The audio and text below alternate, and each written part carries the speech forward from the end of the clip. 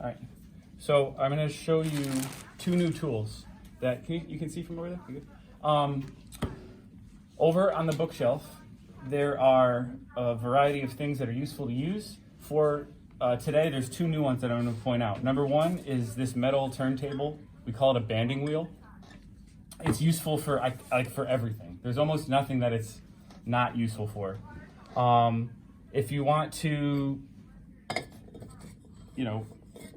decorate with your carving, you can easily turn your projects. If you want to find the middle or like center, like when you guys are attached the foot to your clay, to your bowls, if you want to find kind of where the center is, you can put this in the center of the wheel, and then you can make like a guideline. So if you want to visualize like how big you want your foot to be, there's a million reasons to use this. It is in two pieces. So when you pick it up, and it's going to happen. It happens in every class all the time. If you pick it up just by the top, and you'll start walking, and the bottom will fall off and fall on the ground, and it's like terrifying. It's really loud. So just a reminder that when you pick it up, to like hold it by the bottom. That's number one. Number two is this paper with a circle on it and these little guide marks. I don't really know what to call it. I call it a circle divider. It's also over there. There's a bunch of them. If you want to divide your project up into even sections, so anytime you see work that looks like it's really well designed with nice even separations between all of the decoration, even if it's just like three sections, this evenly marks whatever you want. So if I'm gonna put 3 feet on my bowl, I can put this down. Well, let me use one that doesn't have it. Let's say I'm gonna put 3 feet on this bowl. I place it on here.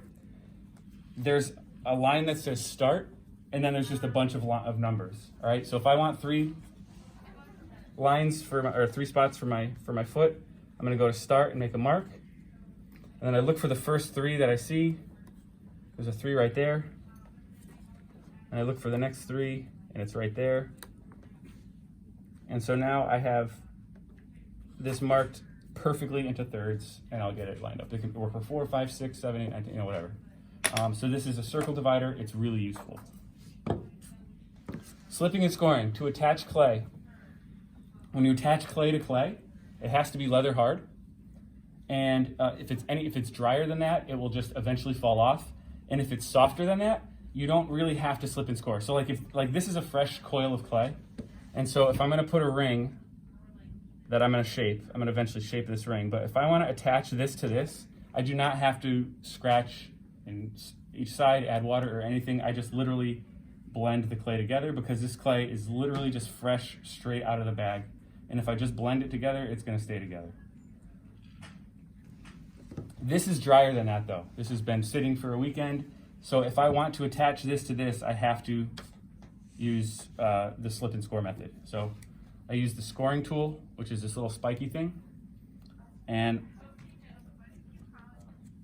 I really scratch up both sides really well. So the biggest mistake students make is they make like these little baby scratches. Really dig into the clay and make nice deep scratch marks. You can always smooth it out later. And then I also scratch up the other side, so you scratch both pieces of clay. Okay.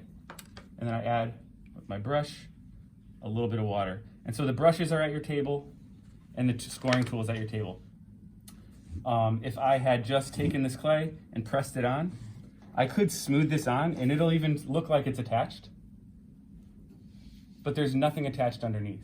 Like it'll fall, it's like totally smooth under there, and there's really no real attachment. So yeah, it gives it something to grab onto.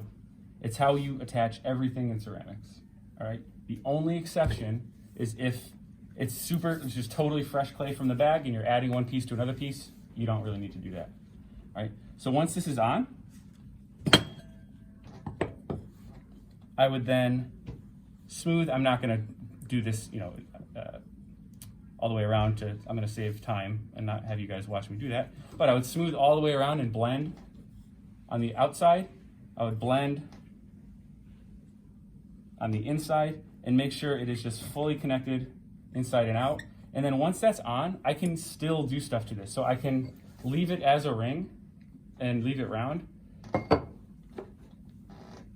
I could take that ring of clay. Now this is like a pretty fat coil, but I could take, if I used I can shape it and make it smoother, make it kind of pointier. I can even take this ring of clay and I can like pinch pot it and make it into a little bit of like a flangey thing. So once the coil is on, you can look at your design from your from your sketchbook and shape it any way you want. Okay. An extreme version of this is something like this, where